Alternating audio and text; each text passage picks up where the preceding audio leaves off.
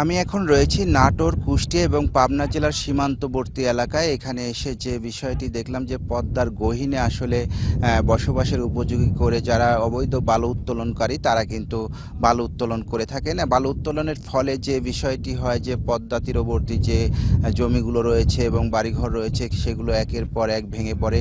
বিগত বছরগুলোতে আমরা যে বিষয়টা দেখেছি যে এই পদ্মার গহীনে আসলে অবৈধভাবে অনেক বালু উত্তোলন করা হতো। সেনাবাহিনীর অভিযানের ফলে কিন্তু সেই বালু উত্তোলন অনেকটাই কমে গিয়েছে। তো এখানে এসে যে বিষয়টি দেখলাম, এখানে বড়সড় একটি একেবারেই বালু উত্তোলনকারীরা বালু উত্তোলন করছিল। আসলে আজকে সেনা অভিযান পরিচালনা হয়েছে। সেনা অভিযানের খবর পেয়ে অবৈধ বালু উত্তোলনকারীরা কিন্তু সটকে পড়েছে।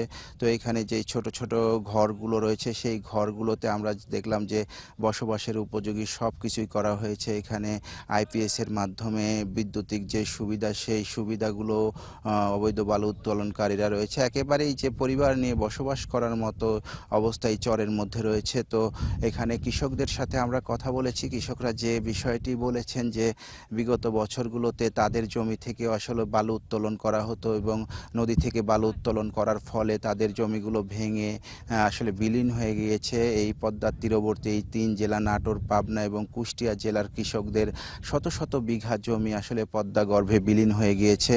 আসলে এখানে বৈধ ইজারাদার একজন ছিল, সেই ইজারার মেয়াদও শেষ হয়ে গিয়েছে।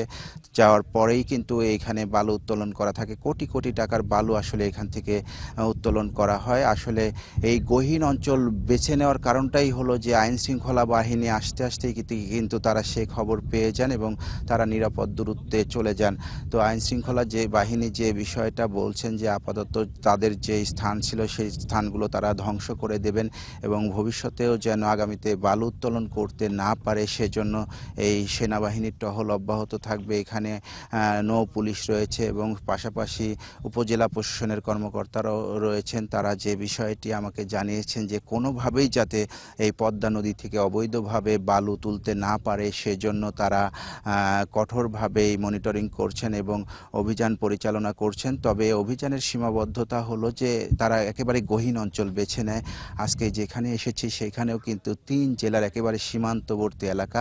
সেই সীমান্তবর্তী এলাকায় আসলে জনমানবশূন্য এলাকা। আসলে যেখান থেকে আমরা ট্রলারে উঠেছি সেখান থেকে এখানে পৌঁছাতেও কিন্তু ঘণ্টাখানেক সময় লাগে। আর অবৈধ বালু উত্তোলনকারীরা যারা রয়েছেন তারা কিন্তু বিভিন্নভাবে তাদের লোকজনকে সোর্স হিসাবে ব্যবহার করে রাস্তার মোড়ে মোড়ে বসিয়ে রাখে। আসলে তথ্য প্রযুক্তির যুগ, মোবাইলের মাধ্যমেই কিন্তু তারা সেই অভিযানের খবরগুলো পেয়ে যান এবং নিরাপদ দূরত্বে সরে পড়েন। এখানে এসে অবৈধ বালু উত্তোলনকারীদের ব্যবহারের যে জিনিসপত্র এমনকি মোবাইল ফোন রেখেও তারা পালিয়েছেন। এখানে এসে বোঝাই যাচ্ছে যে কিছুক্ষণ আগেও তাদের সরব উপস্থিতি ছিল। এই ছিল পদ্মার চর থেকে আসলে অবৈধ বালু উত্তোলনকারীদের খবরাখবরের সর্বশেষ।